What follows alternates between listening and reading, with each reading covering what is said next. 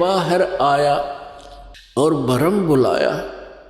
अब चला अधम किसरा, जब तो तू करा था हे भगवान, तू ही है सब कुछ।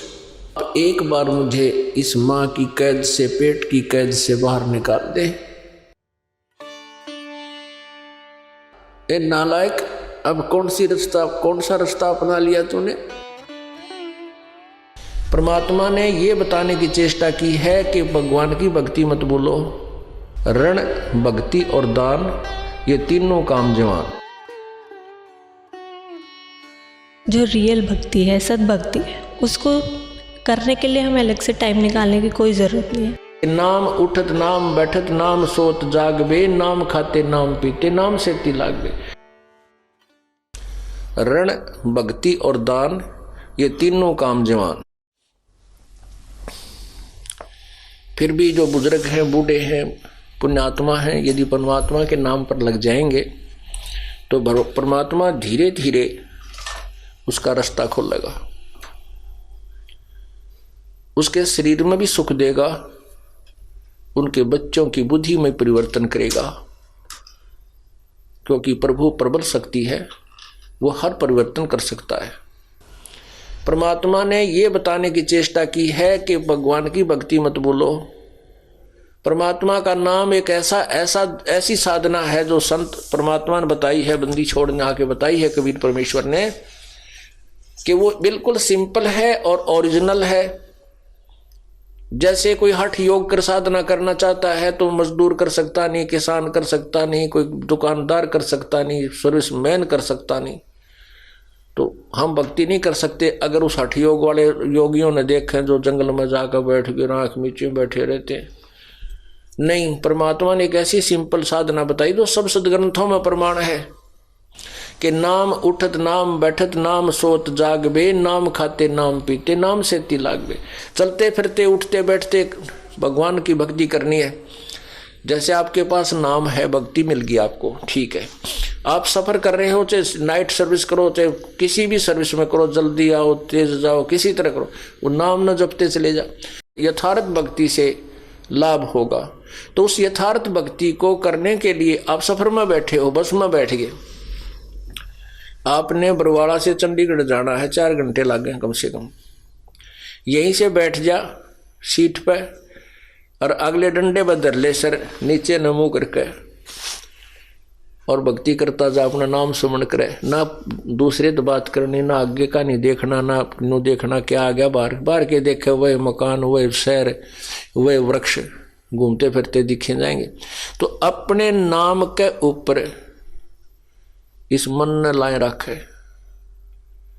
आप काम करने जा रहे हो, वो काम तो वहां जाने पर ही होगा, वो बीच में जो 2-3 घंटे का समय आपको सुमन का मिल गया, भक्ति होगी।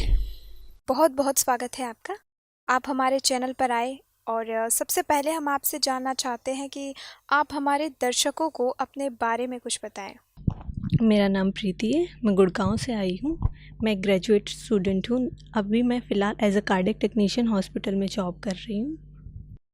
प्रीति, यहाँ हम आपसे जानना चाहेंगे कि आज का जो युवा वर्ग है वो नशे की तरफ बहुत तेज़ी से अग्रसर हो रहा है। युवाओं में नैतिकता का स्तर गिरता जा रहा है, इसका कारण आप क्या मानती हैं? इसका यही मेन रीज़न है, हमें यही नहीं पता हमें अपनी लाइफ में करना क्या है। लोग अपने कैरियर को लेके भी कंफ्यूज्ड हैं, उसी डिप्रेशन में जाके वो नशे की तरफ जाते हैं। जब हम सद्भक्ति करेंगे, सच्चा ज्ञान भगवान का सुनेंगे, तो हम अपने करियर में फोकस कर पाएंगे, हमें करना क्या है अपनी लाइफ में, क्या हमारा गोल है। जब हम उस गोल पे ही फोकस करेंगे तो हमें नशे की तरफ जाने का टाइम ही नहीं होगा, हम नशे की तरफ सोचेंगे ही नहीं। नशे की तरफ इंसान डिप्रेशन में जाता है या फिर उसे कोई दुख होता है तभी जाता है। हमारे फैमिली में भक्ति करेंगे, हम भक्ति करेंगे, तो हमें नशे की सोचने की मौका नहीं मिलेगा नशे के बारे में। आज की भागदौड़ भरी जिंदगी में भक्ति साधना के लिए अलग से टाइम दे पाना कैसे पॉसिबल हो सकता है? जो रियल भक्ति है, सद्भक्ति है, उसको करने के लिए हमें अलग से टाइम निकालने की कोई ज़रूरत नहीं है। हम अपनी जॉब करते करते, हम अपने घर के काम करते करते, नॉर्मली भी हम जो रूटीन अपना रखते हैं उसके साथ के साथ ही हम भक्ति कर सकते हैं। संत रामपाल जी महाराज ऐसी भक्ति बताते हैं कि हम अपना काम करते करते, रेस्ट करते हुए बिल्कुल आराम से उस भक्ति को हम कर सकते हैं। संत रामपाल जी महाराज जी के ज्ञान को आप अन्य गुरुओं से किस आधार पर अलग मानते हैं? फर्स्ट ऑफ ऑल तो संत रामपाल जी महाराज एक एक अक्षर को वेदों शास्त्रों में प्रमाण करके हमें दिखाते हैं। वो फिंगर टू फिंगर रख के हमें बताते हैं कि इस वेद में ये चीज़ लिखी है और मैं भी आपको यही बता रहा हूँ। दूसरी बात, वो सोशल एक्टिविटीज़ आप देख रहे हैं, कोई भी दहेज नहीं लेता है ना देता है, रिश्वत भी नहीं लेते हैं देते हैं।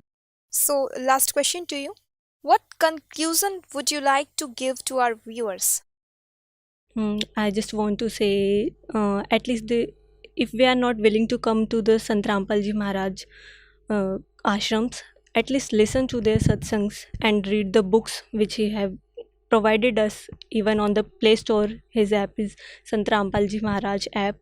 There are books in audio form also. So if we don't have time to read the books, we can listen to them while doing our works. Thanks for joining us. Thank you. अब क्या बताते हैं परमात्मा कि जब तू माँ के गर्भ में था, एक विशेष संकट को झेल रहा था।